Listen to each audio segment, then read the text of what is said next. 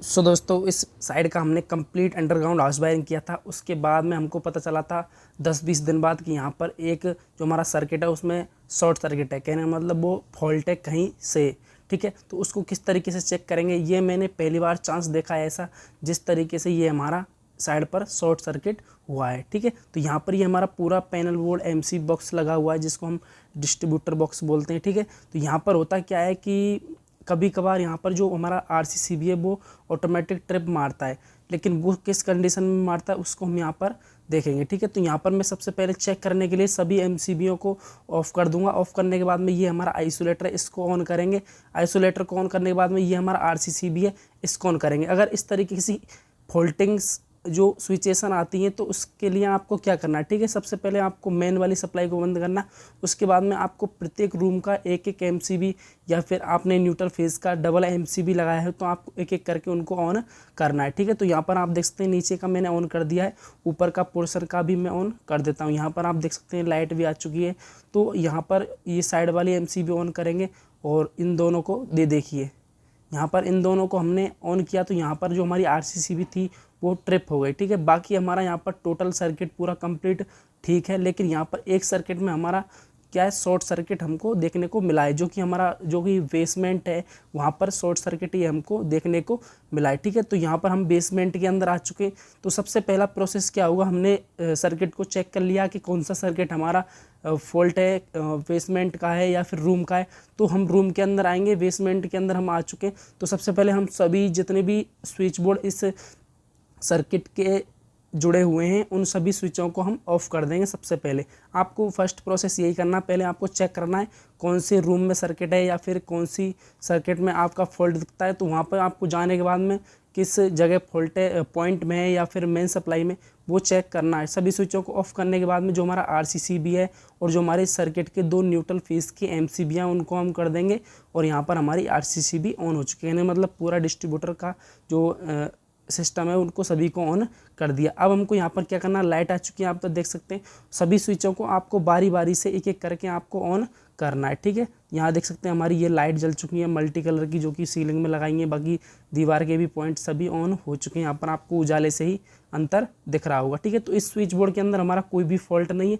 आगे वाले switch board के अंदर चलते हैं, क्योंकि टोटल इसके अंदर 3 स्विच बोर्ड हैं। ठीक है, तो यहाँ पर इसको धीरे धीरे से हम एक एक करके इन सभी स्विचों को ऑन करेंगे। कुछ इस तरीके से यहाँ पर आप देख सकते हैं। इसी तरीके से आपको पता लगेगा कि यहाँ पर कौन सा शॉर्ट सर्किट। तो इस वाले स्विच को हम ऑन करेंगे। ठीक है, ये देख सकते हैं, ये इस वाले स्विच को जब हमने ऑन किया तो हमारी जो इन्वर्टर से जो हमारी सारी लाइट जो कनेक्ट थी, सॉरी, लाइट से जो हमारी लाइट कनेक्ट थी वो सारी हमारी यहाँ पर बिल्कुल गुल हो गई। कहने का मतलब यहाँ पर बिल्कुल लाइट हमारी बुझ चुकी है, जो हमारी लाइट से कनेक्शन हमने करके रखा है। ये इन्वर्टर वाले 2 पॉइंट हैं जो कि दीवार पर जल रहे हैं, ये हमारे एलईडी बल्ब के ये इन्वर्टर्स हैं। बाकी हमारा पूरा जो सीलिंग का लाइट है वो हमने यहाँ पर मेन लाइट से इसको कनेक्ट किया है। ठीक है, तो हमारा यहाँ पर ये कंफर्म हो गया कि इस वाले स्विच से हमारा शॉर्ट सर्किट हुआ है। तो अब हम यहाँ पर क्या करेंगे, दोबारा से हमारी एमसीबीओ को ऑन करेंगे। एमसीबीओ को ऑन करने के बाद में दोबारा से लाइट को जलाएंगे। ठीक है, ये देख सकते हैं हमारी लाइट आ चुकी है प्रॉपर ठीक तरीके से। अब यहाँ पर आपको क्या करना है, लाइट आ गई, ये सभी स्विच ऑन है इस स्विच बोर्ड के।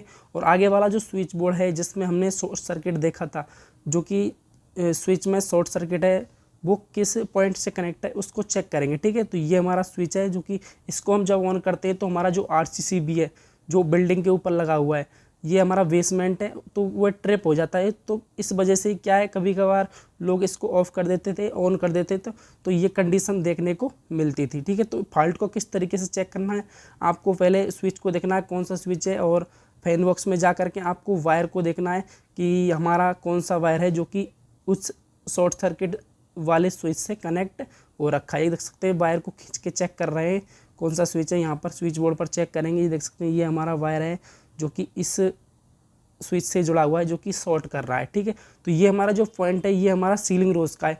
बाकी हमारी जो मल्टी कलर की लाइट है सीलिंग वाली वो कंप्लीट जल रही है, उनमें कोई प्रॉब्लम नहीं है। लेकिन जो हमारा दीवार वाला जो पॉइंट हमने दिया था सीलिंग रोज वाला, उसमें हम चेक करेंगे जाके। बाकी चारों लाइट हमारी सीलिंग की प्रॉपर जल रही है, कोई दिक्कत यहाँ पर नहीं आई है। बाकी जो हमारा फ़ैन का पॉइंट है वो तो रेगुलेटर से कनेक्ट है, उसमें कोई दिक्कत नहीं। अभी फ़ैन भी नहीं लगा है तो उसमें तो हम कोई दिक्कत नहीं समझ सकते। सबसे पहले हम यहाँ पर क्या देखते हैं कि यहाँ पर जो हमारा सीलिंग रोज के जो 2 वायर होते हैं न्यूट्रल फेस के, उनको जो कनेक्ट करके रखा था, उनका एक वायर एक जो हमारा मशीन स्क्रू होता है जिसको हम जंक्शन बॉक्स के अंदर कसते हैं, उसमें टच हुआ था।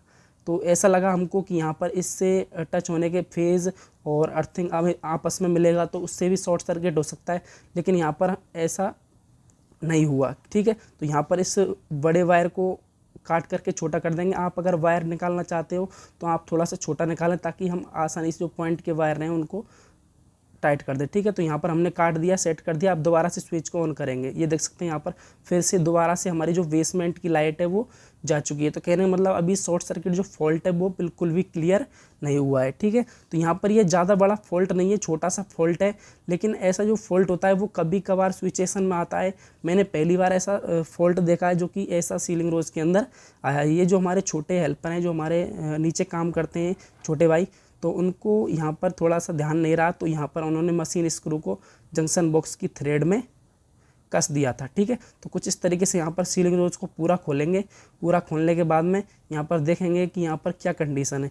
ये देख सकते हैं जो हमारा पीले कलर का वायर है जो कि फेस का कनेक्शन आ रहा है स्विच बोर्ड से, ये हमारा वायर मशीन स्क्रू के अंटे में आ चुका था। कहने मतलब उसके साथ में इसको कस दिया था ताकि ये जो अर्थिंग ले रहा था तो तुरंत शॉर्ट सर्किट मार रहा था। तो इसको कट करेंगे। कट करने के बाद में यहाँ पर अच्छे से इसको खोल करके, और जो हमारा वायर है जो कि स्विच बोर्ड से आ रहा है पीले कलर का, फेज़ का कनेक्शन आ रहा है उसमें लाइट का, उसको यहाँ पर छील करके और इस सीलिंग रोज में कनेक्ट कर देंगे। ठीक है, तो यहाँ पर दोस्तों कुछ ज़्यादा बड़ा शॉर्ट सर्किट नहीं था, लेकिन पहली बार आया था, लेकिन आता नहीं है, कभी कभार आता है। तो किस तरीके से सॉल्व किया आपको समझ में आ गया होगा। बाकी हम लाइट को अब दोबारा से चेक करके देखेंगे सभी स्विचों को ऑन करके, तो वो भी आपको कन्फर्म हो जाएगा। ठीक है, तो दोस्तों आशा करता हूँ आपको ये वीडियो अच्छा लगा होगा और थोड़ा बहुत नॉलेज मिला होगा किस तरीके से शॉर्ट सर्किट फॉल्ट को सॉल्व किया जाता है। तो इस वीडियो को लाइक करें एंड चैनल को सब्सक्राइब करें। Thank you so much. और बाकी हम RCCB को ऑन कर देते हैं, तो यहाँ पर हमारा सारा जो लाइट है सीलिंग का और पॉइंट का देख सकते हैं, यहाँ पर सभी स्विचों को हमने ऑन करके रखा है। जिस स्विच में हमारा यहाँ पर शॉर्ट सर्किट था उस वाले स्विच को भी हमने ऑन करके रखा है। ठीक है, तो यहाँ पर प्रॉपर हमारा लाइट बिल्कुल एकदम क्लियर हो चुका है, किसी में भी अभी शॉर्ट सर्किट का कोई झंझट नहीं है। तो दोस्तों लाइक एंड सब्सक्राइब जरूर करें इस वीडियो को अगर आपको कुछ ना कुछ इस वीडियो से सीखने को मिला है। Thank you so much. Thanks for watching this video. Love you all.